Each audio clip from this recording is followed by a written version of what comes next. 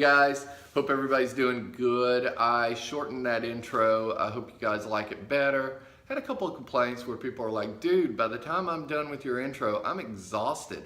So maybe I was a little overzealous there. Maybe it's a little long. So I shortened it somewhat. I'm going to continue to play with it.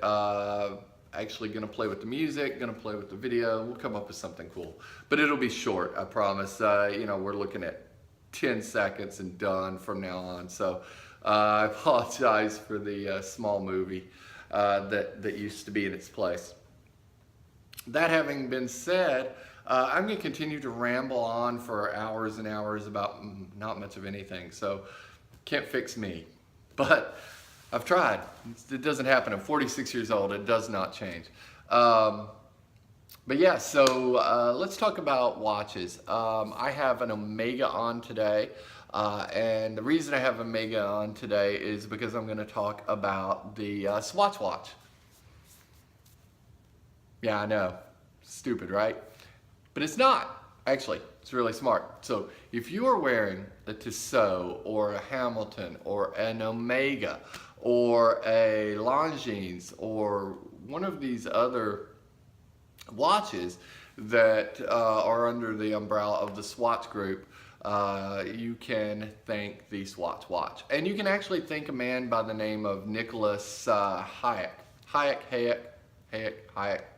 I know, you can thank that guy. Anyway, so if we go back to the early 70s, even 1973, James Bond was wearing a quartz digital timepiece. And that pretty much says, that's the future. Because like today, James Bond was huge. It was very relevant and very influential. And it was the path everyone was sort of going. You know, we're going to wear digital watches. Inexpensive, accessible, easy to read,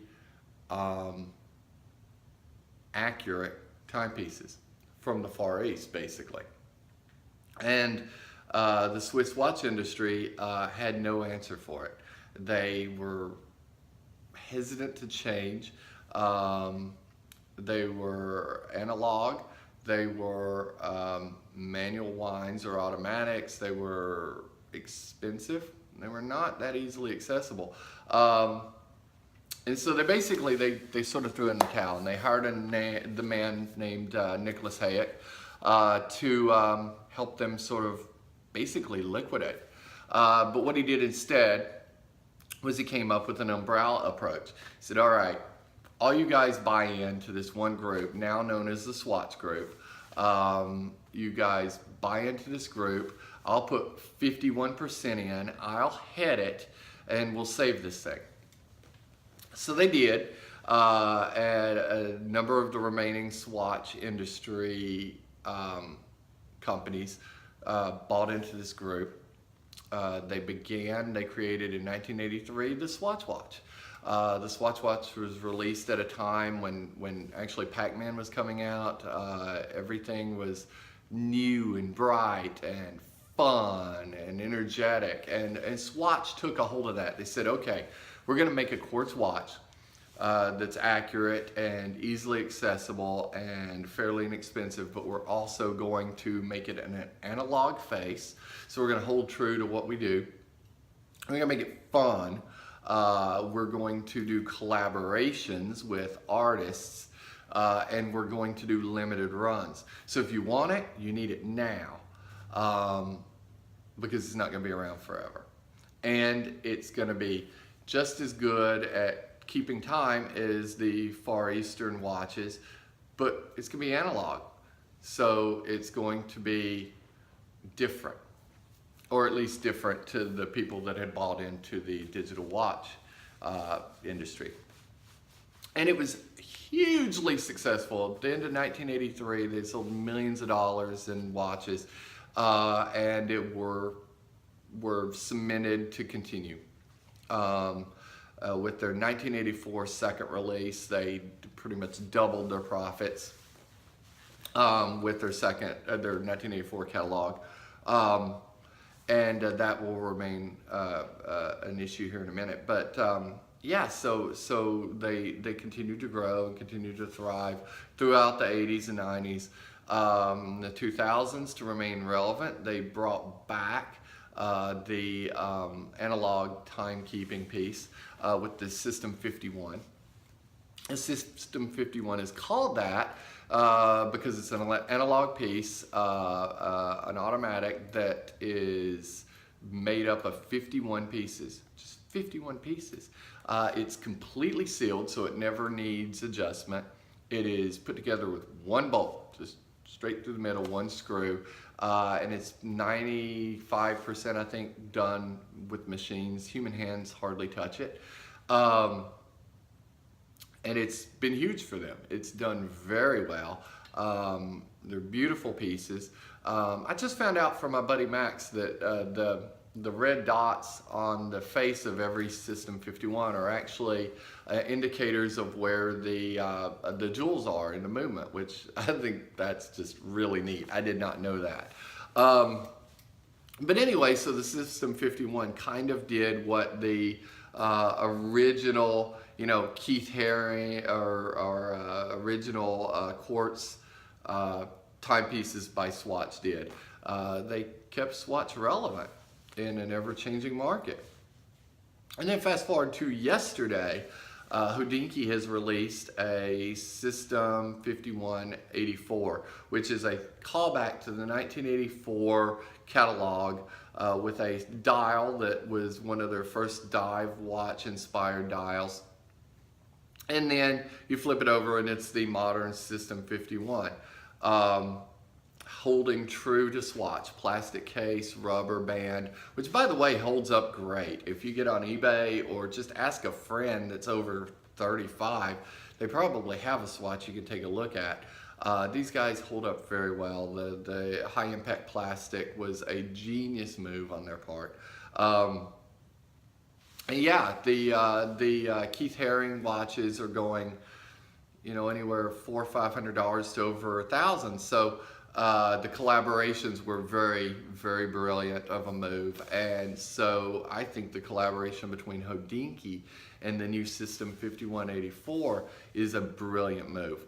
HODINKEE is known for collaborations. The Swatch watch company is known for collaborations. Like Keith Haring in the 80s. If you don't know who Keith Haring is, by the way, he's a street artist that became very legitimate in the 80s art movement. You should definitely research his history. He's fantastic.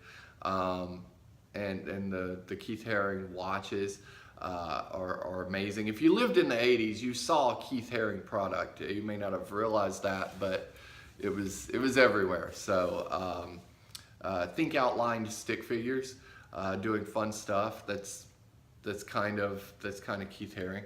But anyway, HODINKEE started as an online watch magazine covering vintage watches and historically significant horology. I don't think you can get more true to I can't say it. Horologically significant historic vintage watch than a Swatch watch. I just think it's a fantastic collaboration. They held the price at $150, which continues to be what Swatch stands for, which is accessible, lower price, high quality timepieces that are fun. And that's one of the things we miss in the watch industry, or at least in the watch collecting world, is the fun. There's so much critical thinking out there. Oh, this is not good. Oh, that's not good. Oh, they should have done this. They should have done that. It's fun, guys. It's a watch. I've said this before. This thing that is on my wrist, if I lose this, other than being sad that I lost it, it doesn't affect my life in any way. I have a clock on the wall. I have a clock on this phone. I have a clock here. I have a clock on the TV. There is no reason for me to have this other than it makes me happy. So watch collecting should make you happy, and watches should make you happy, and that's what Nicholas Hayek kind of realized in the early 80s is we need to make people happy. If we make people happy, they will buy our stuff. And it's the Swatch way of thinking. Should be the industry's way of thinking, but it's definitely my way of thinking, and I plan on purchasing one of these guys. We'll get it, we'll take a look at it and play around with it for y'all. But I wanted to kind of rant today about Swatch and the history. I wanted to talk about the collaboration with HODINKEE slightly. Also wanted to tell you, we're really growing in members now and subscribers. You guys are awesome. I really appreciate it. My subscribership is climbing every day, which makes me very happy that you guys want to hear me ramble and rant. I am going to do a giveaway. What I want you to do in the comments is I want you to tell me what you would like. I have a couple ideas. I have three things I'm really kind of considering. 4 things I'm really kind of considering. Let me know what you think. You know, watch roll, watch box, poster, a watch, something completely non-watch related and ridiculous. I don't care. Leave some comments what you think I should give away, and I'll let you know next week what I'm gonna do. Y'all have a great day. Continue to subscribe. Continue to like this video if you did like it. You know, thumbs down if you didn't like it. I appreciate those just as much, although I haven't gotten one yet. But I've gotten one, actually. I got one, and I agree. It was a pretty crappy video. The quality was terrible. I rambled on like I'm doing now, so I don't blame you.